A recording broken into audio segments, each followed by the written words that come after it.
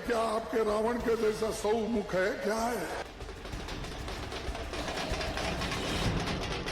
એવી કોંગ્રેસ પાર્ટી મને ગાળો બોલવા માટે રામાયણમાંથી રાવણને લઈ આવી. બોલો.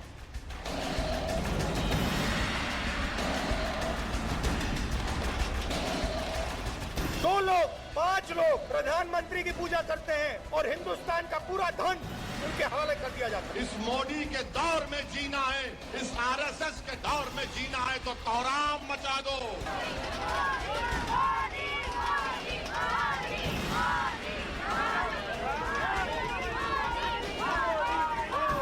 कितनी भी बार गुजरात में प्रधानमंत्री जी के खिलाफ कांग्रेस ने अपशब्द उपयोग किया, उतनी बार हर बार गुजरात की जनता ने बैलेट बॉक्स के अंदर जवाब दिया।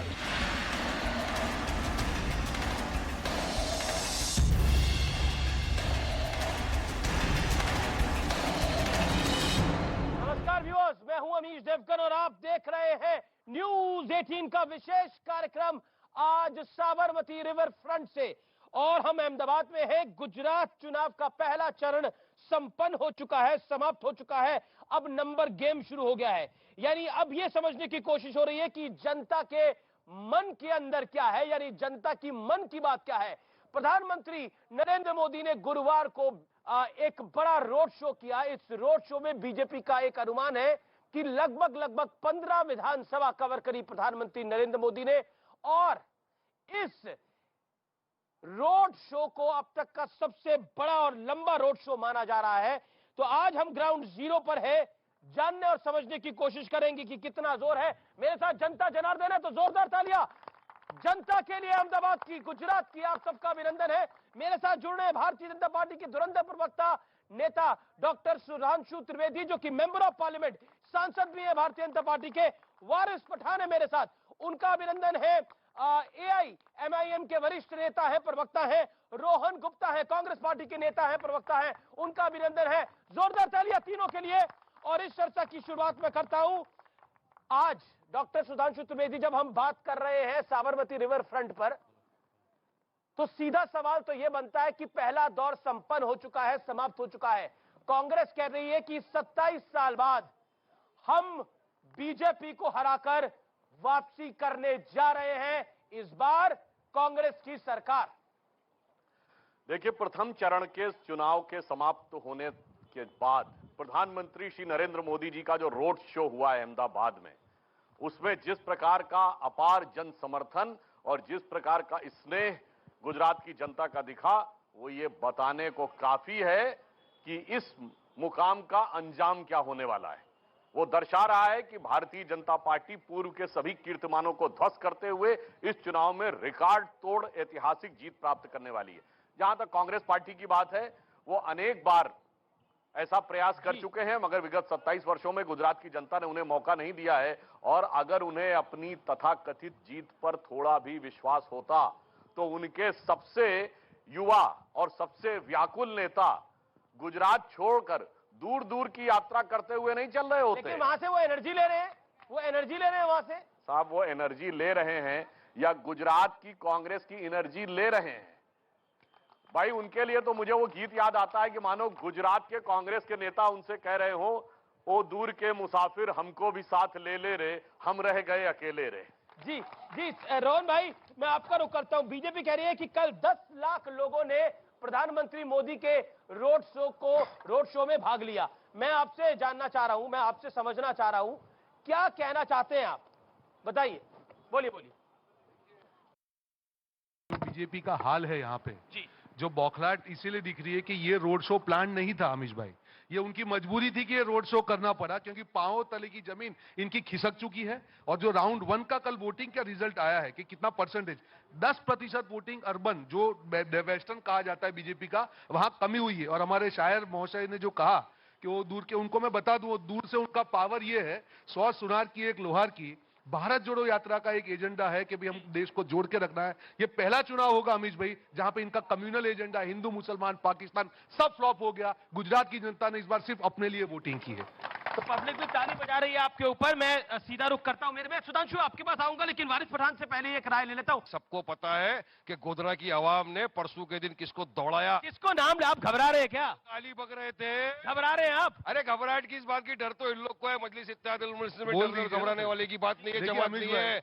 डेयरिंग है, कल सुना गया वैसा तबियत से दिया है कि जिंदगी भर गुदला के आजू ये इमरान प्रतापगढ़ी की बात कर रहे हैं। जवाब ऐसा है, देखिए नाम नहीं देने से क्यों डर रहे हैं, फिर दे देते हैं ना, इतना जब बोल दिया तो। देखिए अमीश भाई ये भाई साहब आज यहाँ पे खड़े हैं, ये भाई साहब आज यहाँ पे खड़े हैं 13 सीट पे लड़ने वाले। इसका मतलब ये है कि भाजपा को मालूम है कि जमीनी हालत खस्ता है, इसीलिए यहाँ पे खड़े हैं, नहीं तो यहाँ पे खड़े नहीं होते। और दूसरा, जितना ABCD जितनी भी टीम लेके आए भाजपा, सबको लेके आए, इस बार कुछ नहीं होगा। ये बुरी तरह हारने वाले हैं, ये भाजपा को समर्थन करते रहे। इस बार इनका समर्थन जाओ भाजपा को हराओ, अपना मुख्यमंत्री बनो, ताकत नहीं है। हमको गालियां बकते हैं। सुनिए रोहन भाई, सुनिए 10 सेकंड सुनिए, डरने का नहीं, हमको गाली देते हैं। अरे गाली क्यों देते हो भाई? आओ गोली मार दो ना, वारिस पठान खड़ा हुआ है, मार दो गोली, ऐसा तो ओवैसी को। अरे कब तक हक की आवाज को आप रुकाओगे? कब तक हक की आवाज को आप दबाओगे? रोहन भाई, ये आवाज उठ चुकी है, बैठने वाली नहीं है। हक और लड़ाई की आवाज लड़ते रहेंगे जब तक जिंदा है, तुम्हारा मुकाबला करते रहेंगे। दोनों अरे हमारे लिए तो आप क्या एक ही है यार। हमारी लड़ाई हक की लड़ाई है, इंसाफ की लड़ाई है, बेइंसाफी के खिलाफ की लड़ाई है। अरे हमारा कसूर क्या अमीश भाई? हमारा कसूर क्या? अमीश भाई, एक करके सुधांशु त्रिवेदी भी। अमीश भाई, हमारा कसूर क्या है बताइए? हमारा कसूर इतना है ना कि हम बिल्किस बानो के बलात्कारी को चाहते हैं जेल में डाले। हमारा कसूर इतना है कि हम पॉलिटिकल एम्पावरमेंट चाहते हैं। हमारा कसूर इतना है कि हम भी चाहते हैं कि हमारा विधानसभा में पे हिस्सेदारी हो। हमारा कसूर इतना ही है कि हम जो मुसलमान, पिछड़ा हुआ वर्ग, दलित, आदिवासी की आवाज बन के आते हैं, यही हमारा कसूर है ना। अगर आपको हमारे कसूर से तकलीफ है, मार दो हमको गोली, लेकिन जब तक जिंदा रहेंगे, हक बयान करते रहेंगे, मजलूमों की, मुसलमानों की लड़ाई लड़ते रहेंगे। हवा यहाँ बहुत तेज चल रही है, मैं व्यूअर्स को बता दूं, थोड़ी हवा चल रही है। और मैं सुधांशु जी आपका रुख करता हूं और आपसे सवाल पूछता हूं, अगर विकास की बात इतनी है तो गृह मंत्री को यह क्यों कहना पड़ा कि 2002 में हमने उन्हें ऐसा सबक सिखाया कि वो हिंसा करना भूल गए और अब कर्फ्यू नहीं लगता है?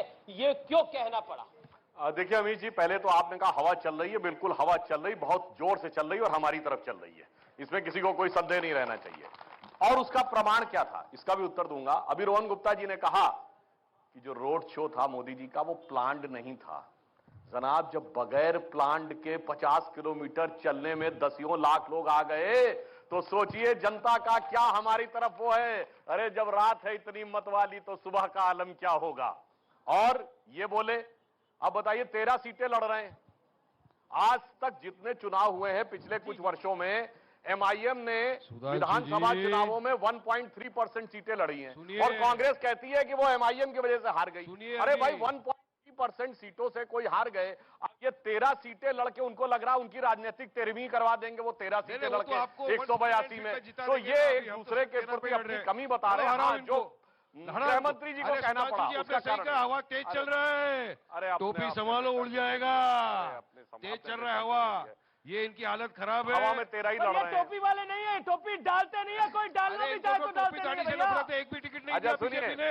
बताओ कितने बीजेपी गृह मंत्री जी ने मुसलमानों को? एक भी नहीं। सबका साथ, सबका विश्वास हवा में उड़ रहा है, हवा में उड़ रहा है। पब्लिक भी सवाल पूछे जाती है। सुनिए लेकिन वारिस भाई, एक चीज मैं बताता हूँ आपको, ये टोपी पहनने वाले नहीं है, इन्हें कोई टोपी पहनाने भी आया तो मना कर दी थी। ये टोपी याद होगा आपको? ये टोपी पहनाते पता होगा आपको? इसकी टोपी इसके सर, इसकी टोपी इसके सर। सुनिए, 13 सीटें लड़के सरकार बनाने का दावा, इस पे तो मुझे वो लाइन याद आती है कि पीतल की नथुनी पे इतना गुमान, होती जो सोने की तो चढ़ती आसमान। अरे गिनती भेड़ बकरियों की होती है। गृहमंत्री जी ने क्यों बोला? पार्लियामेंट में 2 ही शेर, असद ओवैसी, इम्तियाज जलील, लेकिन जब खड़े होते हैं ना, ये सारे के मुंह में दही जब जाता है उठ के भाग जाते हैं। इसीलिए गिनती मत करो, अगर एक भी जीत गया 10 के बराबर रहेगा।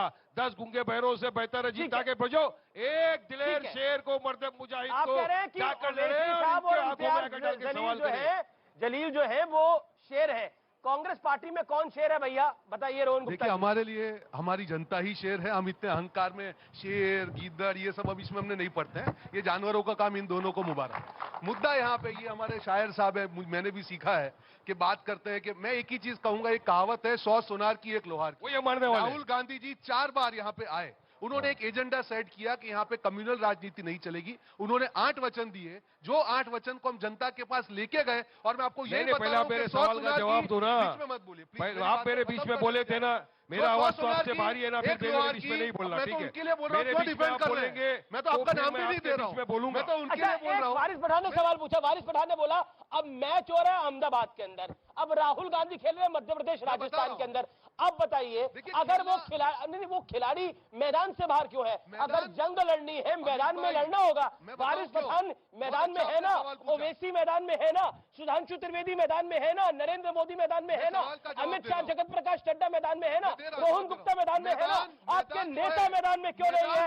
ये सवाल पूछती है जनता। मैदान पूरा देश है, ये भारत माता की चुनाव कहाँ पर है? और यहाँ पे चुनाव, यहाँ पे तो मुद्दे कौन से आ रहे हैं? मुद्दे गुजरात के आ रहे हैं, मुद्दा मोरबी का आ रहा है। उठाइए आप गुजरात का मुद्दा। हम तो उठा रहे हैं ना। क्यों बीजेपी की मजबूरी है कि नेशनल इशू लेके आ रहे हैं? क्योंकि उनको मालूम है यहाँ पे मुद्दा बिल्किस बानो का क्यों उसके बलात्कारियों को बाहर रहना चाहिए, अंदर जाना चाहिए। आज मोरबी के सवाल का बेशर्मी की तरह, एक मिनट, बेशर्मी की तरह 40 दिन हो गए मोरबी के इशू पे, क्यों इनके मुंह में दही जमा हुआ है? मेरा सवाल है कि पूरा चुनाव निकल गया, राहुल जी का ना आना आपके लिए फायदेमंद रहा, हमने आपके लिए नुकसानदायक रहा? राहुल जी ने 4 सभा जो की है, ये सवाल सुधांशु से पूछना चाहिए। हमारे लिए क्या होगा वो आपको बताएगा। पहला राउंड का मतदान हो चुका है। राहुल जी ने जो ट्रेंड सेट किया है कि कम्युनल एजेंडा नहीं चलेगा, ठीक है सुधांशु भाई, के पहली बार ये इनकी बौखलाहट है, बीजेपी नहीं चल रहा इनका। करे कि जो राहुल जी ने ट्रेंड सेट किया वो ट्रेंड अब सब फॉलो कर रहे हैं और राहुल जी कहीं भी लड़े लेकिन बीजेपी हार रही है। मैंने राहुल गांधी ने जो ट्रेंड सेट किया, बिल्कुल देखिए, केरल में वो गए, सबसे पहले उससे मिले जिसने सड़क के ऊपर गाय काट के पार्टी दी थी। तमिलनाडु में गए तो उस पादरी जॉर्ज पुनिया से मिले जो कहता मैं जूता इसलिए पहनता हूं कि भारत माता का जमीन छूने से मेरे पांव गंदे न हो जाएं। वहीं पे महाराष्ट्र में आए तो सावरकर जी के खिलाफ बोले। इतना ही नहीं, यात्रा में ये भी बोले कि गुजरात में एयरबस की फैक्ट्री क्यों चली गई? अरे भाई, ये भारत से जुड़ाव है या गुजरात से दुराव है? इसीलिए लोग कहते हैं पाले में आके खेलना, ये तो पाला छोड़ के खेल रहे हैं। पाला छोड़ के खेल रहे हैं, ये इसका जवाब, ये पाला छोड़ के खेल के कांग्रेस जीत कैसे जाएगी? देखिए, ये पाला इनके लिए जो पाले की बात करें, इनकी सोच दिखाती है। राहुल गांधी जी यहाँ पे 4 सभा करके गए, एक राष्ट्रीय नेता है, उनका जो एजेंडा है भारत जोड़ो का जो एजेंडा, और अमीश भाई 27 साल से ये शासन में है, लास्ट में क्या आया? हिंदू नहीं चलेगी इनकी नफरत की दुकान, इसलिए आएगा हिंदू मुसलमान और पाकिस्तान। ये भाजपा की हकीकत है, जब भी इनकी दुकान नहीं चलेगी हिंदू मुसलमान पाकिस्तान। अरे 27 साल काम किया है तो करके दिखाओ ना। मुद्दे की बात कीजिए। 1 मिनट अमीश भाई, अमीश भाई मेरी बात का जवाब दीजिए। पर मुझे आज समझ नहीं आ रहा है इलू क्या है। मैं बोल रहा हूँ उनको ये डिफेंड कर रहे हैं। इलू लग रहा है। इलू क्या होता है? इलू क्या है? वारिस भाई इलू क्या है? ये इलू क्या है? अच्छा, एक इनको जवाब ये सुधांशु जी ने आउटसोर्स कर दिया है। जनता को हाजिर नाजिर मार के देखिए, हाथ खड़ा कर रहे हैं सब। एक सवाल मैं जनता की तरफ से पूछना चाहता हूँ, जनता की तरफ से पूछना चाहता हूँ। मैं बोलता इनको, जी जनता की तरफ से पूछना चाहता हूँ। एक सेकंड, फिर मैं सवाल पूछता हूँ, एक बड़ा सवाल। व्यूअर्स, जो करोड़ों व्यूअर्स हमें उस पार देख रहे हैं, एक बड़ा सवाल अब से 1 मिनट बाद मैं पूछूंगा रोहन गुप्ता से और जरूर उसका वो जवाब देंगे, लेकिन उससे पहले वारिस पठान बोलिए आप, ये इलू क्या है भैया? इलू आप देख नहीं रहे, इनको बोल रहा हूँ और ये बीच में बोल रही है इलू। बड़ा हिंदू की होड़ लगी हुई है, नहीं दे रहा हूँ। इन्होंने कहा इनका इलू ये बड़े हिंदू, ये अपने बड़े हिंदू की आइडियोलॉजी इलू क्या है वसीम? ये भी कम अरे वो नहीं तो हिंदू मान ही नहीं रहे, वो कहते ढोंगी हिंदू है। नहीं है, भाजपा की बीटिंग यही है। 27 साल इन्होंने वोट लिया, भाजपा को जिता दिया जाके, आज सत्ता में बैठे और भाजपा देखिए किस तरह से कर रही है काम। एंटी मुस्लिम तो है ही, हिजाब पे तकलीफ, हर चीज पे तकलीफ, और अब तो कौन बड़ा हिंदू की होड़ लगा के रख दे। मोदी जी जाते हैं 15 लाख दीपक जलाते हैं, जब जलाइए दिवाली है, बनाइए त्योहार, लेकिन आप संविधान की शपथ लेके आए। 140 करोड़ जनता के आप प्रधानमंत्री है, वारिस पठान के भी आप प्रधानमंत्री है, वो अपना एजेंडा चला रहे। ये भी कम नहीं है, मंदिर घूम रहे चुनाव के पहले। हाँ, मुसलमानों के वोट तो चाहिए इनको, मगर काम कुछ नहीं करना। आज भी भारत देश का मुसलमान, अमीश भाई सवाल करता हूं, क्यों पिछड़ा हुआ वर्ग है, क्यों सोशल इकोनॉमिकली बैकवर्ड है? और 13 पे लड़ रहे हो, लड़ो ना और सीटों पे, आपकी असलियत दिखाओ। आप लड़ो और सीटों पे, क्यों 13 पे लड़ रहे हो? और सीट पे लड़के दिखाओ ना। हिंदू मुसलमान नहीं चलेगा गुजरात में, यहाँ सारे गुजराती हैं, 6.5 करोड़ गुजराती की बात करो, बंद करो अपना एजेंडा। इलू नहीं बहुत चलेगा सही इधर। कहा, बहुत सही अपनी कहा। दुकान लेके जाओ इधर से, नफरत की दुकान मत बहुत लगाओ। बहुत सही बोला आपने नहीं कि चलेगा। गुजरात में हिंदू मुसलमान नहीं चलेगा। लेकिन मेरे को आज जनता सवाल वोट नहीं पूछना देगी है, अब। गुजरात में हिंदू मुसलमान नहीं चलेगा तो चंदन ठाकुर ने ये क्यों कहा कि देश को कोई अगर बचा सकता है तो मुस्लिम समाज बचा सकता है, अगर कांग्रेस पार्टी को कोई बचा सकता है तो मुस्लिम समाज बचा यही सकता तो है। इलेक्शन आपके में- एक और विधायक बिल्कुल, परमार बिल्कुल। कहते हैं मैं मैं सुधांशु मुस्लिम जी की इलाकों में तरह नहीं हूं। डिस्पेंसरी खोलूंगा, मैं हिंदू सुधांशु इलाकों जी में की तरह- डिस्पेंसरी खोलने नहीं बिल्कुल, दूंगा। चुनाव के वो क्यों पहले बोला? मैं मानता हूं, देखिए इनको- सुनिए, मैं वो सुधांशु वोट जी की चाहिए तरह आपको। नहीं हूं। हम लोग बोलते हैं मैं बाबरी सुधांशु मस्जिद जी का की ताला तरह हमने नहीं हूं ना, तोड़ा। मैं इनकी तरह हूं। बाबरी मस्जिद मैं का गुजरातियों ताला में हमने सिर्फ तोड़ा, गुजराती की इनके बात मंत्री ने करूंगा। कहा है। 6.5 करोड़ इनको गुजराती की मंत्री बात ने करूंगा। कहा। मैं मोदी की बात करूंगा, मैं ड्रग्स कौभांड की बात करूंगा, पेपर लीक की की भी बात करेंगे, जहरीली शराब की बात गुजरात करूंगा, में 27 हिंदू साल के मुसलमान बाद नहीं विकास की चलेगा। बात करूंगा। एक सेकेंड, गुजरात में हिंदू मुसलमान नहीं चलेगा, लेकिन जब रेडिकलाइजेशन के अगेंस्ट एक सिस्टम बनाने की बात होती है तो कांग्रेस को भी तकलीफ होती है और ओवैसी साहब की पार्टी भी इस पर सवाल खड़ा करती नहीं, ये कहते हैं कि हिंदू अमित मुसलमान शाह नहीं बोलते होगा, ये कहते हैं नहीं होगा, नहीं होना चाहिए। मगर ये बताइए, गुजरात कांग्रेस के प्रदेश अध्यक्ष जगदीश जी कहते तक तो हैं आपने ही किया है। कि देश अभी के दुकान प्रदेश के आपने चार- संसाधनों पे पहला हक मुसलमानों का है, तो कहते हैं पुराना बयान है, चुनाव के दौरान दिया नहीं है। अरे असलियत तो ये बताइए, हिंदू तालिबान किसने बोला चालू हो गया था, हिंदू हमने मुसलमान। या मणिशंकर अय्यर ने? बताइए ना, गुजरातियों की सुनिए, बात कीजिए ना। एक सेकंड 30 सेकंड ये बताइए, हिंदू बोको हराम किसने बोला था? सलमान खुर्शीद ने या हमने? हिंदू शब्द गंदा है किसने बोला? कर्नाटक के इनके अध्यक्ष ने या हमने? जनाब, विकास के मुद्दे पे बात करने की स्थिति में नहीं है, इसलिए लाने की कोशिश करते हैं। और मैं लास्ट में एक और, कंपटीशन इसका नहीं है जो ये कह रहे हैं कि कौन बड़ा हिंदू। साहब 60 साल से इस देश में कंपटीशन ये चल रहा है कि कौन बड़ा मुसलमानों का सिरपरस्त। देखिए, आजादी मिली तो किसी मुसलमान ने नहीं कहा मुझे मदरसे चाहिए। नेहरू जी ने कहा मदरसा खुलवा दूंगा, इंदिरा जी ने कहा पर्सनल लॉ बोर्ड बनवा दूंगा, राजीव गांधी ने कहा मैं शरिया को सर्वोच्च न्यायालय में से ऊपर कर दूंगा। सुनिए, उसके बाद गोली चलवाने वालों का समर्थन कर दूंगा, उसके बाद नरसिम्हा राव ने कहा मैं वक्फ बोर्ड ले आऊंगा, उसके बाद मनमोहन सिंह जी ने कहा देश के संसाधनों को पहला हक दिलवा दूंगा। अरे सारी फील्डिंग सजाई इन्होंने और बैटिंग करने आ गए ये, तो हम क्या करें? भौरे ने खिलाया, फूल क्या फूल है? को ले गया राजकुमार। अच्छा, मतलब आपके एक सेकंड, रोहन भाई की बात- अगर देखिए, पाकिस्तान और आप- जिन्ना नहीं होता तो एक- शायद बीजेपी चुनाव ही नहीं अच्छा, लड़ती अमीश भाई। एक बात बताइए, अब उन्होंने एक बात बोली, भवरे ने खिलाया फूल, हाँ। फूल को आके ले गया राजकुमार। अब उन्होंने मुसलमान को अपना एक वोट बैंक बनाया पिछले 70 साल में मेहनत करके, अब उसको आप उड़ा के लेके जा रहे हैं तो तकलीफ नहीं होगी वारिस भाई? अब उनके विधायक अगर कहते हैं कि हम हिंदू इलाकों में डिस्पेंसरी नहीं खुलने देंगे, तो क्या आपको लगता नहीं उनको भी वोट शेयर है? उनको पता है कि मुस्लिम इलाकों में कांग्रेस को जीत मिलती है। मुसलमानों के वोटों को अपनी जागीर समझ लिया था, चुनाव के पहले आए, बोला हमको 90% मुसलमानों के वोट चाहिए, चुनाव के बाद अपना काम बनता, भाड़ में जाए मुसलमान दलित जनता, ये इनका स्लोगन बन गया था।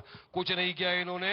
और अभी भी इनके नेता ने क्या कहा मालूम है ना? 2 दिन पहले, हमको गर्व है, फकर है कि बाबरी मस्जिद का जो ताला था वो हमने तोड़ा, राजीव गांधी ने तोड़ा। मैं पूछना चाहता हूं क्या इसको एंडोर्स तोड़ा? करते हैं आप? बताइए मुझको, बताइए क्यों करा? अरे हमारी बाबरी मस्जिद को शहीद कर दिया गया, आपने ताला तोड़ा और आप इसमें फखर करते हो। अब इसका जवाब देता नहीं और हमको गालियां बकते हो। हम अपनी बात करते हैं तो गालियां बकेंगे। हम बाबरी में सवाल उठाए तो हमको गाली, दादरी में सवाल उठाए तो गाली, ट्रिपल तलाक पे सवाल उठाए तो गाली, तो गाली, गोली मारो। अब आपने बोला, अब आपने बोला, अब देखिए, अब मेरे को रोहन आपसे एक जवाब लेना है। क्या आपको लगता है, असद ओवैसी ने बोला 27 साल से, जो सवाल मैंने बोला था व्यूअर्स, जो सवाल मैंने बोला था वो मैं रोहन भाई आपसे पूछा हूं, असद ओवैसी ने एक बात बोली जो कि एक जायज बात है कि 27 साल से नरेंद्र मोदी आपको चाय पिला पिला के हरा रहे हैं, और उन्हें लास्ट में एक लाइन बोली, वो भी मलाई डालकर, वो भी मलाई डाल के चाय पिला रहे हैं। ये जिता रहे हैं इनको। जब तक इनके पास ताल तबच्ची वाले रहेंगे, नरेंद्र मोदी जीतता रहेगा, याद रखना ये बात। ताल तबच्चे ताल तबच्ची ये ताल तबच्चे वालों को छोड़ेंगे नहीं। ये इनकी भाषा है या इनका कल्चर है, मैं उसमें नाम में नहीं पढ़ना चाहूंगा। अब ये बड़ी बड़ी बातें कर रहे हैं, कहे कि हम लोग पिछड़ों की बात करें, तो भैया 13 पे क्यों लड़ रहे हो? लड़ो ना 50 पे। अरे 169 क्यों 13 पे लड़ रहे हो? हराओ इनको, हराओ ना। यहाँ पे आ 169 रहे हो, हमने आपके लिए नफरत छोड़ी है फैला रहे हो, और ताकि दूसरा, हम जाओ। भाजपा क्या कह रहे हैं? का 169 आपके लिए छोड़ी है, 169 इनके लिए छोड़ी आपने। अब तो इलू इलू साफ हो गया, अब तो इलू इलू साफ हो गया, इनके लिए छोड़िए। जाओ ये हराओ। इनके अब लिए तो साफ छोड़िए। हो गया कि अंदर अंदर ये इलू इलू क्या है बताइए पहले। 169 है, उन्होंने बोला आपके लिए छोड़ दिए। मतलब ये सुनिए, ये देखिए देखिए रजिया गुंडों में फंस गए। आज जो ये इन्होंने 169 छोड़ी नहीं है, 13 में तोड़ने के लिए, और उसमें भी सफल नहीं होंगे। अरे देखो, बाकुल होने वाला है। और दूसरा भाजपा का एजेंडा देखिए आप, ये एजेंडा देखिए इनका, सुबह शाम एक ही काम, हराने की ताकत नहीं ये है सुबह यार, शाम हराने एक ही की काम, ताकत रखते हैं। जोर से फैलाओ, 13 तो 13 हराएंगे, भाजपा को गाँव भेजेंगे ये उनके। अच्छी बात बोली है, लेकिन कुछ सवाल पब्लिक के, आप अपने सवाल तैयार रखिए। इनको विकास दिखता नहीं, कहाँ खड़े हैं अभी? पीछे देखो अटल ब्रिज है, पीछे देखो एसवीपी दिखती है, वो इसको विकास बोलते हैं। ये लड़ने से विकास नहीं होता है। देखो पीछे, खाली घूम कर देखो। वो कह रहे हैं घूम के देखो। आप सब तीनों से निवेदन अच्छा, है, आप पब्लिक घूम के देखो, देखो, घूम के घूम देखो, के विकास देखो, दिख रहा है। घूम के देखो, घूम के देखो, देखो, सब घूम के दिखेगा। देखो, इस बाजू विकास एक दिख रहा नजर है। पे उस बाजू घूम के देखो, रिवरफ्रंट के उस बाजू, बोलिए, बोलिए। अखिलियतों की बस्ती आपको विकास दिखेगा, पानी दिखेगा, गटर दिखेगा, नाला दिखेगा, सब दिखेगा आपको उस तरफ। विकास वहाँ देखो विकास। हाँ, आगे पीछे सब जगह विकास है। पीछे देखो रिवर फ्रंट है, आगे देखो अटल ब्रिज है, एसपीपी हॉस्पिटल है। आप सब जगह विकास ही विकास है। अमित शाह को विकास नहीं दिखता, सिर्फ अब्दुल रशीद दिखता है। और मैं ये बीजेपी के सिद्धांशु ये उनसे पूछना चाहता हूँ, आपने सरकारी कॉलेज कितनी बनाई? सरकारी कॉलेज कितनी बनाई? बहुत अच्छा सवाल है आपका। अच्छा सवाल। अच्छा सवाल है। ओके ओके ओके, हाँ बोलिए क्या? इसके पीछे भी एसवीपी हॉस्पिटल दिखती है, मगर एसवीपी हॉस्पिटल की हालत क्या है उनको ही पता है। ये ब्रिज दिखता है आपको, मगर इसके आगे विशाला ब्रिज है। एक बार विशाला ब्रिज जाके देखिए। मैं आपको मौका देता हूँ कि कांग्रेस के किसी नेता का बयान दिखाइए जिसमें उसने कहा हो सद्दाम हुसैन इतना खराब और घटिया आदमी था कि मेरा दिल आहत हो गया। ये क्या कर रहे हैं? अब मैं जवाब कर दे रहा हूँ, सद्दाम हुसैन एकमात्र व्यक्ति। आपने भी किया, इन्होंने भी किया। बार बार बोलने आपका क्या तरीका है? मैं फैक्ट बोलूंगा, अभी जवाब दीजिएगा। बोल रहे हैं। अरे आपकी पार्टी ने सद्दाम हुसैन से तेल के कूपन लिए। कांग्रेस पार्टी को 2006 में तेल के कूपन मिले बोलकर रिपोर्ट में, जिसके चलते नक्बर सिंह को इस्तीफा देना पड़ा। गुजरात माफ नहीं करेगा, 6.5 करोड़ गुजरातियों की बात दिए, और उसके बाद आप कह रहे हैं सद्दाम हुसैन बुरा था। बोलिए क्यों लिया था तेल? मैं एजेंडा अब जब रोजगार की बात आती है मैं कह दूं, सुनिए अभी जनता को फैसला हो जाना बताइए ना, कितना दिया आपने उनको? अरे कितना दिया? हमने तो सबसे कम बोला। आप दोनों ही बोले ज्यादा। ना कोई भाषण नहीं चल रहा, आप अपनी बात को कंप्लीट करिए। मैं अपनी बात पूरी कर रहा हूं। गुजरात की जनता की बात कीजिए ना। ये कल 500 करोड़ का ड्रग्स गुजरात से पकड़ा गया है, इसका जवाब है क्या? लाइए उसका जवाब। 40 दिन मोरबी के नाम पे इन्होंने निकाल दिया, इसका जवाब है इनके पास। गुजरात में ऋण 3.5 लाख करोड़ है, इसका जवाब है इनके पास। भ्रष्टाचार में 5 नंबर पे है, इसका जवाब है इनके पास। माल न्यूट्रिशन में नंबर 2 है गुजरात, इनका जवाब है इसके पास। महिला सुरक्षा में पीछे चला गया, इनका जवाब है इसके पास। गैस का बोतल 1250 का कर दिया, इसका जवाब है इनके पास। पेट्रोल और डीजल के दाम बढ़ा दिए, क्या इनका जवाब है इसके पास? मैं जवाब 50 देता हूं। 27 साल बहुत बड़ा टाइम होता है अमित भाई। जिसने 27 साल शासन किया हो उसको हिंदू मुसलमान और पाकिस्तान करने की मजबूरी है। अब मैं बोलूंगा अमित भाई, दिखा दे गुजरात, मेरा चांस आना चाहिए। अभी इन्होंने बहुत बोल दिया, मुझे भी प्रमोशन। मैं आपको मौका दे रहा हूँ। सुधांशु, इन्होंने कहा ड्रग्स पकड़े गए, ये बार सवाल आ रहा है, ड्रग्स क्यों पकड़े जा रहे हैं? सुनिए, इनका हो गया, इनका हो गया। अरे भाई अभी तो वारिस भाई, मैं तो तुम्हें से सवाल कर रहा हूँ। वारिस भाई, 40 इनको दिया, 30 इनको दिया, फिर भी उस तरफ 80 देते भाई साहब। उस तरफ पलट कर क्या है विकास? वहाँ पे गटर बह रही है, नाले बह रहे हैं, कचरों का ढेर लगे, स्कूल कम पुलिस स्टेशन ज्यादा बना हुआ है वहाँ पे। ये विकास है इनका। सुधांशु, अरे भाई आप 500 करोड़ की कह रहे हैं, मैं कह रहा हूँ 20,000 करोड़ की ड्रग्स पकड़ी गई है। मगर उससे पहले के 4 सालों में, उससे पहले के दौर में कितना हुआ? आयोग ने कहा है कि गुजरात में 700 करोड़ की ड्रग्स पकड़ी गई थी केवल। जिस जमाने में पंजाब ड्रग में डूबा रहता था और मुंबई से पंजाब तक ड्रग कॉरिडोर था, तब केवल 700 करोड़, अब 20,000 करोड़, क्योंकि अब पकड़ी जा रही है। अब पकड़ी जा रही है, पहले तो पकड़ी नहीं जाती थी, बस जाती रहती थी। एक सवाल अच्छा, क्या बदजुबानी इस चुनाव में सबसे महत्वपूर्ण हो गई है? कोई प्रधानमंत्री को बोलता है मैं उसकी औकात दिखा दूंगा। अब रावण पर बात हुई तो प्रधानमंत्री ने बोला कि अब रामायण से ये लोग रावण को ले आए हैं। क्या आपको लगता है ये जायज है देश के प्रधानमंत्री को इन शब्दों से बुलाना? अब सुनिए अमीश भाई, पहले मैं जवाब देता हूँ इसके बारे में। इन लोगों के पास कोई मुद्दे नहीं बचे अमीश भाई। लोग इनसे सवाल करते हैं कि मोदी जी 15 लाख रुपए मेरे अकाउंट में कब जमा होएगा, इनके पास जवाब नहीं है। 2 करोड़ युवाओं को रोजगार देने की बात हुई थी, इन्होंने युवाओं को रोजगार नहीं दिया। लोग सवाल करते हैं युवाओं को रोजगार कब मिलेगा। बढ़ती हुई महंगाई, पेट्रोल डीजल गैस के ऊपर लोग इनसे सवाल करते हैं, इनके पास कोई जवाब नहीं है। तो ये चुनाव के पहले लेके आ जाते हैं, हम यूसीसी लगा देंगे, लव जिहाद का मामला लेके आ जाते हैं, जिन्ना को लेकर आ जाते हैं। अरे पाकिस्तान और जिन्ना से इतनी मोहब्बत है कि मुझे लगता है अगर पाकिस्तान और जिन्ना नहीं होते तो शायद भाजपा तो चुनाव भी नहीं लड़ती। और अमित शाह ने क्या कहा? अब तो सब देश के सामने जाहिर हो गया। रेडिकलाइजेशन की जो बात की और हमने कहा कि अब हमने वो सब खत्म कर दिया 2002 से। मतलब उन्हें कबूल किया कि ये स्टेट स्पॉन्सर्ड राइट और जेनोसाइड था। ये अमित शाह ने कबूल किया। और रेडिकलाइजेशन कानून किस जवाब पे? सुधांशु का बनता है के इसके ऊपर। बलात्कारी एक पे। सेकंड, उनको किसने रेडिकलाइज किया? जिन्होंने हमारे सदर बैरिस्टर असदुद्दीन ओवैसी पे गोली चलाई थी जान से मारने के लिए, बताइए। मेरा निवेदन है एक एक करके सुन लीजिए। सुधांशु जी, देखिए, ये कहते हैं कि इनको मुद्दे की बात करनी चाहिए, जिस पार्टी का नाम ही है मजलिसे इत्तिहादुल मुसलमीन। अरे सूप बोले तो बोले, चलनी भी बोले, जिसमें 100 छेद।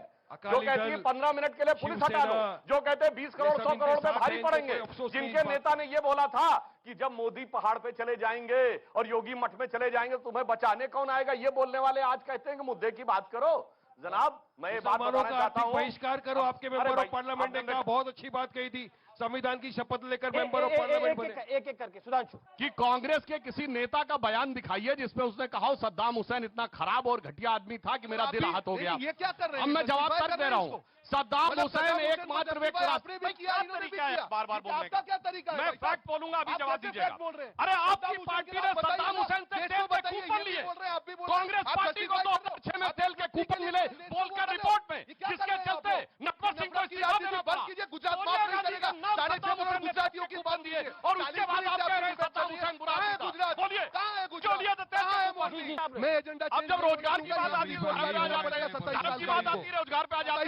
जवाब हमने किसी की नहीं है। बड़ी बड़ी बातें मत कीजिए इधर। रोजगार पे, डेवलपमेंट पे, विकास पे आपने देखा, लेकिन ये दोनों जन इलू करते आ रहे हैं। नूरा कुश्ती चालू है, मेन मुद्दों से ध्यान भटका के सद्दाम हुसैन पे चले गए। क्यों मेन मुद्दों की बात नहीं करते? क्यों सवाल का जवाब नहीं देते जो जनता कर रही है यहाँ भी खड़े रहकर? क्यों बात नहीं करते अस्पताल की? क्यों बात नहीं करते स्कूल की? क्यों बात नहीं करते अच्छी सड़कों की, अच्छे रास्तों की? विकास में जनता के पीछे दिखाना चाहता हूँ, उस तरफ चलिए चाचा मेरे साथ।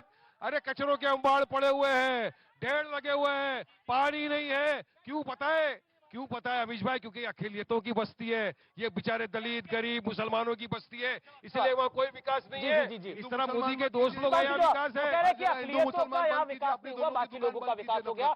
सिलेक्टिव विकास है गुजरात का। जवाब इस बात के ऊपर। दुनिया में मोबाइल बनाने वाली सबसे बड़ी कंपनी सैमसंग का 18 लोग दुनिया की यहाँ पे सबसे बड़ी फैक्ट्री यहाँ पे है। आंदोलन कर अगर रहे इस थे। समय हवाई जहाज बनाने की फैक्ट्री यहाँ लगी है, हवाई तो विकास रोजगार नहीं हो रहा क्या? जमीनी क्या विकास भूता कीजिए। के रोजगार बना रहे हैं क्या? हवाई एक विकास सवाल, बताइए। एक सवाल रोहन, अगर विकास इतना कमजोर हो रहा है, कुछ भारतीय जनता पार्टी की सरकार नहीं कर पा रही, तो पिछले 32 साल से कांग्रेस सत्ता से बाहर क्यों है? जी, मुझे अंधभक्तों के आकलन से कोई मतलब नहीं है। मुझे मेरे गुजराती भाइयों बहनों पे भरोसा है। 6.5 करोड़ गुजरातियों के मुद्दे पे भरोसा है। और आपने कहा राहुल गांधी, देखिए यहाँ जो 32 साल की आप बात कर रहे हैं अमीश भाई, एक ही एजेंडा, हिंदू मुसलमान के एजेंडा पे कोई भी चुनाव निकाल के तो आप एजेंडा बदलिए। पहली बार यह हो रहा है अमीश भाई कि हिंदू मुसलमान का इनका एजेंडा सेट नहीं हो रहा है। थैंक्स टू भारत जोड़ो यात्रा, वहां से जो आवाज निकल रही है, गूंज बन के पूरे देश में शांति और एकता की गूंज फैल रही है। और दूसरी बात, जो 27 साल सवाल क्या है? राहुल गांधी पीएम बनना चाहिए। राहुल गांधी पीएम बनने चाहिए। राहुल गांधी पीएम बनाने की बात कर रहे हैं राहुल जी। सुनिए, मैं अभी गुजरात की बात करूंगा। देखिए अमीश भाई, पीएम पे आपको भी कॉन्फिडेंस नहीं है। राहुल गांधी सुनिए ना, सुनिए। उन्होंने कहा था कि महिलाओं को शिक्षा फ्री देंगे 5 साल पहले, आज 5 साल के बाद वो वादन पूरा नहीं हुआ। कहा था इंटरनेशनल यूनिवर्सिटी बनाएंगे, इंटरनल हॉस्पिटल्स बनाएंगे इंटरनेशनल। क्या हुआ? शिक्षा के इंस्टीट्यूट, एक भी वादा जो लोग 5 साल पहले पूरा नहीं कर पाए अमीश भाई, उनकी मजबूरी है कि उनको हिंदू मुसलमान और पाकिस्तान करना मजबूरी है उनकी। और इसीलिए लाख रुपया आ गया सबके अकाउंट में, क्या विकास हो गया। बिल्किस बानो इस देश की नारी है, मुसलमान है, भूल जाइए 2 मिनट के लिए। उसका बलात्कार हुआ, 6 महीना प्रेग्नेंट थी। उसके जो 11 बलात्कारी थे उनको 15 अगस्त 2022 के दिन, जिस दिन मोदी जी नारी सम्मान की बात करते, गुजरात में सरकार ने उनको छोड़ दिया। मेरा सिंपल सवाल है, क्या उनके बलात्कारियों की जगह खुली फिजाओं में या जेल की सलाखों के पीछे? दोनों बातों का जवाब देता हूं। आपने कहा बिल्किस बानो के साथ जिन लोगों ने किया वो दुखद दर्दनाक था, 14 साल की जेल काट के आए। अरे इमराना के बलात्कारी के साथ क्या हुआ कि फतवा जारी हो गया कि उसके ससुर ने उसके साथ बलात्कार किया, तो वो अपने ससुर की पत्नी और पति की मां हो गई, और उसके बाद उस फतवे वाले के साथ खड़े थे। इमराना से कोई हमदर्दी नहीं है, इमराना भी तो उसी समुदाय की थी। बोलो भाई, इमराना के साथ क्या हुआ? सवाल भारत की जिस भी नारी के साथ अगर दुर्घटना हुई है तो खंडन करता है। मगर आप बताइए मुझे, क्या इसको बाहर रहने का अधिकार है, उनको जेल में डालना चाहिए? नहीं आया, सजा होना तो आप इधर आइए, आप इधर आइए। मैं कांग्रेस के प्रवक्ता से पूछना चाहता हूँ कि 1975 1984 में हिंदू मुस्लिम किसने करवाया था? वो माधवती सोलंकी, वो चिमन पटेल है, उससे कांग्रेस जिम्मेदार है इसके लिए। जैसे ही जवाब। तूफानी बच्चा होता है उसको जवाब। मॉनिटर बनाओ। और एक सवाल कर लो, बाबरी मस्जिद हिंदू का मुसलमान के ताला कारण किससे भाजपा खुलवाया का नहीं चलेगा। माधव सिंह सोलंकी ने, वो माधव सिंह सोलंकी वाला सवाल पूछ रहे हैं। देखिए एक कहावत है कि अगर तूफानी बच्चे को क्लास का मॉनिटर बना दो तो शांति हो जाती है। तो ये मॉनिटर जो तूफान करने वाले वो अगर सत्ता में तो कहां से होगा? ये इनकी मजबूरी है। आज कमल कब खिलता है? जब कीचड़ फैलता है तभी कमल खिलता है। और ये जो कीचड़ अब फैला है, इस बार गुजरात की जनता ने तय किया है कि इस कीचड़ को हटा के रहेंगे, हिंदू मुसलमान नहीं होने देंगे और गुजरात के मुद्दों पर चुनाव होगा। इस देश में जिन दंगों में 50 से अधिक लोगों की मृत्यु हुई वो बड़े दंगे माने जाते हैं। ऐसे करीब 21-22 दंगे हुए, जिसमें से एक हुआ गुजरात का, एक हुआ गुजरात का। आपके शासन में होते थे ना। सुनिए, एक हुआ हमारे दौरे हुकूमत में, 21 हुए आपके जमाने में। 50 के ऊपर एक है सेकुलर दंगा, 21 है सेकुलर दंगे। ये बताइए, एक भी 84 का भिवंडी, 87 का मेरठ, 93 का मुंबई, नफरत की राजनीति 13 का मुजफ्फरनगर, आपकी 67 नींव में का नफरत है। अहमदाबाद के आपकी दंगे, नींव में उसका नफरत जवाब है। शांत। बाद में हुए दंगे 6 महीने के पहले दिखा। अच्छा, 100 बातों की बात। आपकी न्यू में नफरत है। खेड़ा में तो बच्चों को रस्ते के ऊपर खंभों से पकड़ के मारा इन लोगों ने। पुलिस प्रशासन का ये लोग मानते हैं कि सब लेके जाना चाहिए कोर्ट में। आप रस्तों के ऊपर इंस्टेंट जस्टिस देते हो, कानून प्रशासन टोटल फेल कर दिया आपने। विकास के ऊपर आपने जीरो कर दिया। अरे कोई विकास की भी कभी बात कर लिया करो। आप बैठिए, आपका सवाल। जनता को विकास भी चाहिए। मेडिकल कॉलेज गुजरात में कितनी है सुधांशु जी? अच्छा ठीक है। अरे पार्टी का नाम बताइए, कॉलेज, इस पार्टी का नाम बताइए, बोलिए नाम बोलिए। पार्टी का नाम अरे बोलिए। मेरे पे सवाल नहीं, सवाल पे चलिए। मेरे तो पार्टी का मुझे फकर है। बोलिए। ऑल इंडिया मजलिस इत्तेहादुल नाम है मजलिस इत्तेहादुल मुसलमीन। लिया है मेरा सवाल, लिया है। मुसलमानों की पार्टी और कहते बात करो। बोलो भाई, पार्टी का नाम बोलिए और आप कहिए कि मुझे इस्लाम की पार्टी नहीं चाहिए। बोलिए, इधर आइए, सवाल। मुझे इस्लाम की पार्टी नहीं चाहिए। नहीं, आपका हुआ सवाल। ओके, बताइए ना। आप अकाली दल मीडिया से बात नहीं करता। मोहब्बत करके निकाह भी कर लिया था, बाद में तलाक हो गया ठीक आपका। है, आपको मैं मौका देता हूं। आजकल इनके साथ है। हाँ, ये तो उनके साथ ही है, इनके साथ में रहते। शिवसेना के साथ इनका निकाह हो गया, तलाक हो गया। एक सेकंड, बिल्कुल आखिरी दौर की बात है। मैं एक सवाल पूछता हूँ आपसे, एक सवाल मैं आपसे पूछता हूँ, एक सवाल आपसे पूछता हूँ। वारिस पठान, क्या आपको लगता है ये जो पॉलिटिक्स ऑफ कन्वीनियंस है, ये दोनों तरफ से, हर तरफ से है? अरे जरूरत। अच्छा बताइए, बिल्किस बानो बहन का क्या बोलना है? क्या आप बताइए मुझे, क्या बोले CAA NRC पे, क्या बोले ट्रिपल तलाक पे, आप क्या बोले? अरे जब CAA NRC का बिल पास होना था, इनके जो MP थे वो तो पूछे भी नहीं पार्लियामेंट में। हमारे पार्टी, हमारे प्रेसिडेंट ने काला कानून जो था CAA NRC का, उसका बिल फाड़ के फेंका पूरे पार्लियामेंट में। इन्होंने तो अपने MP भी नहीं भेजे। अब आप मुझे बताइए ना, हम 27 साल नहीं लड़े, भाजपा कैसा जीती? अब हम लड़ने तो आपको क्या टेंशन है? अब हम लड़ने आए तो आपको क्या प्रॉब्लम है? अरे 13 पे लड़ेंगे, आपके ऊपर छोड़ा 169, आप जीतिए, आप हराइए बीजेपी को। आप में ताकत है तो हराइए ना हम पे। फिर हम पे हार का टिकरा क्यों डालते हो आप? ये वोट अच्छा, हम अमेठी में नहीं लड़े, राहुल गांधी क्यों हारे? मालूम है हम अमित भाई अमेठी में नहीं लड़े। अभी क्या हुआ? वो कह रहे राहुल में क्या हुआ? बिहार में क्या हुआ? एक टीम है। हम अमेठी में नहीं लड़े, राहुल गांधी क्यों हार गए? वो कह रहे अमेठी में हम नहीं लड़े, राहुल क्यों हार गए? 27 साल हम गुजरात में नहीं लड़े, हम 27 साल गुजरात में नहीं लड़े, क्यों नहीं लड़ रहे? हार गए। अब हम लड़ रहे तो आपको तकलीफ पे किस लड़ बात रहे की हैं? है? अरे हम हक बयान नहीं कर रहे तो आपको तकलीफ है। ट्रिपल तलाक पे बोलता है तकलीफ है, बिल्किस बानो में बोलता है आपको तकलीफ है। एक सेकंड, वो कहते हैं कि ये वोट कट हुआ है, यानी वारिस पठान की पार्टी वोट कट हुआ है। यूपी में कहा जाता है कि कांग्रेस वोट कट हुआ है, और बिहार में भी कहा जाता है, और क्या आपको लगता है ये एक सिलेक्टिव अप्रोच हो गई है हर पॉलिटिकल पार्टी? मैं बता रहा हूं, गुजरात की हम प्रिसाइज बात करते हैं, विकास की। गुजरात के कच्छ सौराष्ट्र क्षेत्र में पानी की समस्या सबसे बड़ी थी। सरदार सरोवर प्रोजेक्ट शिलान्यास हुआ नेहरू जी के जमाने में, और उसके बाद इतनी ज्यादा बीच में उसमें बाधाएं डाली गई, और मोदी जी के जमाने में आकर हुआ। और सुनिए, मोदी जी के भागीरथ प्रयत्न से वो पानी आया, और गुजरात एकमात्र राज्य है। भाई क्या तरीका है भाई, लगातार मत बोलिए। बीच में क्यों बोल रहे हैं? लगातार मैं आपके बीच में बोल रहा था क्या? आप वारिस के बीच में बोलते हैं? भारत में आप इनको नहीं बोलने दूंगा अमित भाई। अब बोलो, तुम मैं चिल्लाऊंगा। कर लो मेरी आवाज की आतिशबाजी का मुकाबला करके दिखा दो, चलो मान जाएगा। बोलो आप बोलो, मैं बोलूँ। अब नहीं चलेगा, अब जनता की बात भी मैं करने आया हूँ, ऐसा नहीं चलने वाला है। बहुत सुन लिया, नहीं शांति बनती गए, नहीं छोड़ेगा। अब बोलेगा मैं। अरे इतने साल तुमने गालियां देंगे शांति आपको, से क्या बोल रहे आवाज हैं? बंद इनको कराएंगे, शांति वही नहीं इनको देगी चाहिए, आवाज। इनको बनना चाहिए, इनको आग लगानी है, मुंह से निकल गया कहते कहते दिल की आग तूने वो चलिए, बुझा आपकी बात कर रहे हैं। अब मैं बस एक बताता हूं, सवाल सुनिए, है, ठीक है, अच्छा, ठीक है, आखिरी दौर, आखिरी दौर है, एक बात नहीं आखिरी कर दौर रहे है। हम ये कहना चाहते हैं पूरे भारत में पानी का स्तर जमीन के नीचे नीचे जा रहा है। सिर्फ गुजरात ही एक राज्य है जहां भूजल का स्तर ऊपर उठा है। और सुनिए, पानी के दो हमने सरदार सरोवर से नर्मदा का पानी भी लाए हैं और जमीन में भी पानी का स्तर उठाया है। और सुनिए, पानी के दो अर्थ होते हैं, एक होता पानी यानी जल जो हमें जीवन देता है, और एक होता पानी यानी सम्मान। हमने गुजरात का पानी भी बढ़ाया और गुजरात का पानी भी बढ़ाया है, इसलिए हमने गुजरात की अस्मिता और गौरव भी पब्लिक बढ़ाई ताली और बजा विकास रही है। भी जी बढ़ाया। जी जी, एक सेकेंड देखिए, वारिस बार बार ये जो वोट कटुआ का टैग आप पर लगा दिया जाता है, यानी ऐसा कहा जाता है कि बीजेपी जीत रही है तो आपके कारण जीत रही है। कांग्रेस ये आरोप लगा रही है, कांग्रेस के कुछ समर्थित दल भी इसी तरह का आरोप लगाते हैं। इसका जवाब क्या है कैटेगोरिकली? देखिए अमीश भाई, बेन सवाल का जवाब तो यही है कि कांग्रेस के अंदर इतनी ताकत क्षमता नहीं है कि वो भाजपा को हरा सके, तो वो पूरा हार का टिकरा हमारे सर पे ढकेल देती है। मैंने सवाल किया, हम अमेठी में नहीं लड़े, क्यों राहुल गांधी हार गए? अब 27 साल से भाजपा सरकार सत्ता में, गुजरात में हम नहीं लड़े, क्यों भाजपा सत्ता में बैठ गई? मुख्तलिफ अमीश भाई पूरी लिस्ट लेके मैं आ सकता हूं आपके पास जहां पर हम नहीं लड़े, मगर वहां पर भाजपा सरकार सत्ता में, कांग्रेस ताकत नहीं, तो खुद में इंट्रोस्पेक्शन नहीं करते। इनका घमंड और इनका अहंकार इनको हरा रहा है, और इनको जरूरत नहीं है अभी, इनके पास तो ताल तबलजी वाले हैं, वो इनको हरा डालेंगे, फिक्र मत करो। तबलजी से छोड़ नहीं रहे देखिए, हैं। अरे अच्छा, तबलजी को छोड़ नहीं रहे हैं। सारी बातें सही है।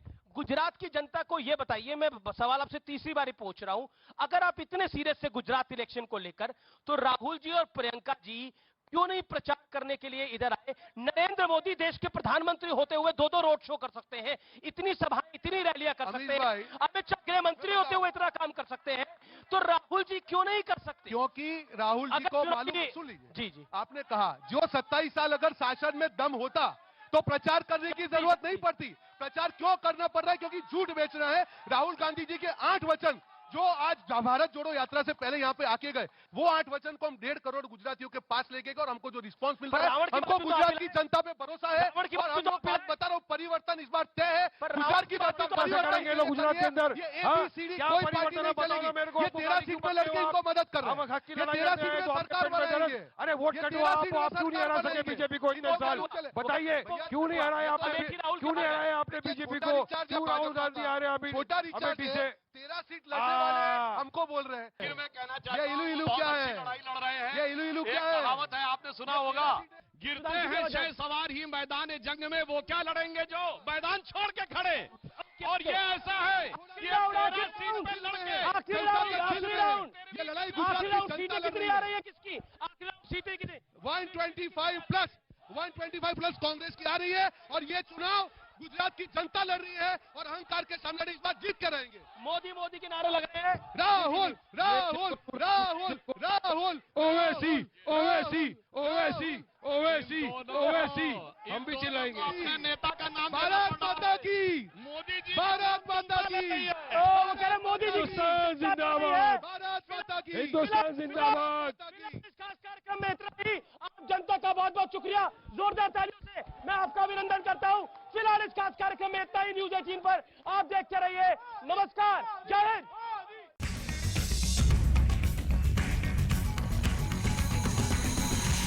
मेरे साथ बात करने के लिए इस समय मौजूद हैं पूर्व केंद्रीय मंत्री और भारतीय जनता पार्टी के वरिष्ठ नेता रविशंकर प्रसाद। रवि जी, आपका अभिनंदन है न्यूज़ 18 पर। मेरा सवाल बहुत सीधा है। भारतीय जनता पार्टी कह रही है कि इस बार 150 पार, कांग्रेस कह रही है कि 27 साल का शासन है और इस बार हर हाल में कांग्रेस सरकार बना लेगी। पहला राउंड कंप्लीट हो चुका है, क्या कहना चाहते हैं?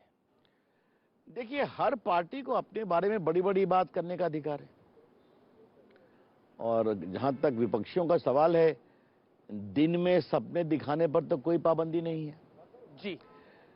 लेकिन आपने कहा 27 साल से पावर में, और ये भारत के लोकतंत्र की एक बहुत अनोखी बात है, आप तो बड़े अनुभवी पत्रकार हैं अमित जी, कि कोई एंटी इनकम्बेंसी नहीं है। पर क्यों नहीं है आपकी राय में? बहुत अच्छा सवाल किया आपने। हम कहाँ बैठे हैं? साबरमती रिवर फ्रंट पर जी। मैं विद्यार्थी परिषद का कार्यकर्ता था छात्र जीवन में, तो यहाँ हमारा अधिवेशन था, मैं पहली बार अहमदाबाद आया था। कौन सा साल हो गया लगभग? ये है आपके 70 के दशक का अंतिम साल। जी जी जी। ये एक नाले के समान थे, साबरमती नदी। मैं रो पड़ा, हमने कहा इसी को बचपन से पढ़ा था, साबरमती के संत तूने कर दिया कमाल। और आज देखिए यहीं पर आपसे बात कर रहे हैं, ये अटल ब्रिज है, सुंदर पाक निर्मल जल है, यही तो है ना विकास। और आज मैं कह रहा हूं तो मैं दुनिया के रिवर फ्रंट को देख चुका हूं, क्या पेरिस, क्या लंदन, क्या वॉशिंगटन, क्या बर्लिन, ये सबसे बेस्ट है और आपके सामने है। ऐसा क्यों आरोप भारतीय जनता पार्टी में हर चुनाव पे लग जाता है कि आप पोलराइज करने की कोशिश करते हैं? अगर गुजरात के हर गांव में बिजली गई तो अल्पसंख्यक गांव में गई या नहीं गई? अगर टीका लगा वैक्सीन मुफ्त तो भारत के हर को लगा कि नहीं लगा 200 करोड़ में? अगर बैंक अकाउंट खुले तो सबके खुले या नहीं खुले? मैं डिजिटल इंडिया देख रहा था प्रधानमंत्री के निर्देश पर, तो डिजिटल इंडिया आज सब क्या पहुंचा कि नहीं पहुंचा है?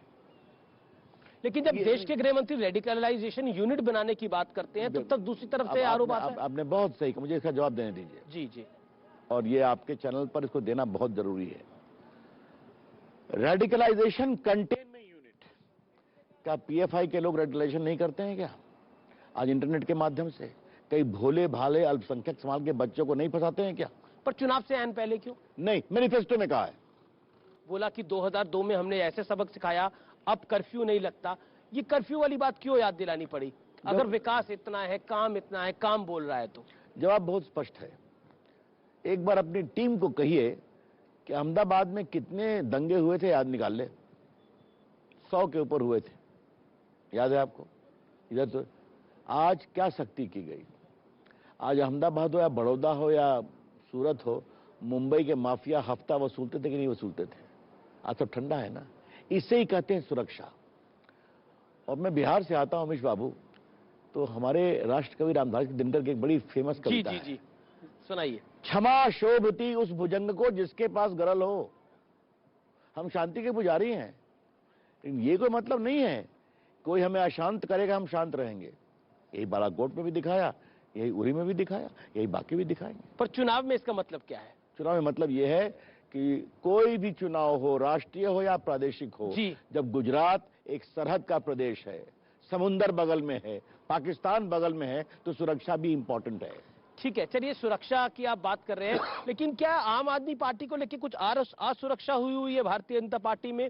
जैसे अरविंद केजरीवाल जिस तरह की बातें कर रहे हैं, वो कह रहे हैं कि अब मैं आया हूं तो सरकार बना के ही जाऊंगा। फिर कहूंगा दिन में सपने दिखाने पर कहां पाबंदी है अमीश बाबू? वो आ जाते हैं मैदान में। गोवा में चले गए, हार गए, वापिस आ गए। उत्तराखंड में चले गए, अपना मुख्यमंत्री को उम्मीदवार भी घोषित कर दिया, चले गए, हार गए। आग अभी लड़े हैं हिमाचल में, हालत वही होगी। यहां भी हालत, एक आध सीट भी नहीं आएगी। दिल्ली में क्या चल रहा है आपने भी दिखाया है, शराब कांड हो या उनके बड़े ही गुणी मर्यादा युक्त जो मंत्री जेल में आचरण कर रहे हैं। मुझे कभी कभी हंसी आती है। जेल विभाग केजरीवाल के अंतर्गत है और जेल मंत्री है सत्येंद्र जैन, और 6 महीने से बंद है। आज तक आजादी के बाद ऐसा नहीं हुआ एक मंत्री इतना दिन जेल में रहे इस्तीफा नहीं दे। अब क्या कर रहे हैं केजरीवाल साहब? भगत सिंह के समान उनका तो भारत रत्न देने की बात कर रहे हैं। सुन लिया आपने? जबकि किसमें वो इन्वॉल्व हैं? मनी लॉन्ड्रिंग में। तो मामला राजदार को बचाने का है। लेकिन छोड़िए इस बात को। क्या हो रहा है पंजाब में? अलगाववाद, आतंकवाद के बिखरते हुए फैलते हुए पंख, सच्चाई है कि नहीं? लेकिन केजरीवाल कहते हैं संविधान में तो कोई ऐसी प्रणाली नहीं है जिसमें इस्तीफा देने की बात हो अगर मंत्री जेल चला जाए तो अन्ना हजारे के शिष्य काहे के लिए बने थे? नैतिकता की बात काहे के लिए करते थे? बंद कर दीजिए ना, ये दिखावा करना बंद कर दीजिए केजरीवाल साहब। ऐसे नहीं चलता। पर आपने कभी ऐसा सोचा था अपने राजनीतिक जीवन में कि ऐसा काल आएगा कि एक जेल मंत्री जेल में बंद है और वो इस्तीफा नहीं देगा और फिर कहा जाएगा संविधान का प्रावधान दिखाओ फिर इस्तीफा देगा? ये संविधान का मखौल है। और बाकी देखो, कहा जा रहा है फिजियोथेरेपी की जरूरत है। अब उनका उनको समस्या ऐसी कि फिजियोथेरेपी की क्या पता जरूरत हो, और वो फिजियोथेरेपी कौन कर रहा है मैं बता नहीं सकता हूँ। एलिज्ड rapist is becoming a physiotherapist. Minor, वो भी माइनर का rape. This is the model of mister Kejriwal. Come on. देखिए फिर कहता हूं, एक लोकतंत्र अमीश बाबू लोक लाज से चलता है। ये आपने लोक लाज की बात करी, तो शब्दों की मर्यादा की भी बात होनी चाहिए। मल्लिकार्जुन खड़गे ने प्रधानमंत्री को रावण से प्रधानमंत्री की तुलना करी, जिस पर राजनाथ सिंह और गृह मंत्री अमित शाह ने भी अपनी प्रतिक्रिया दी। प्रधानमंत्री ने खुद बोला कि अब रामायण से रावण को ले आए हैं ये लोग मुझे गाली देने के लिए, मेरे को गाली देने में कोई कोर कसर नहीं छोड़ते।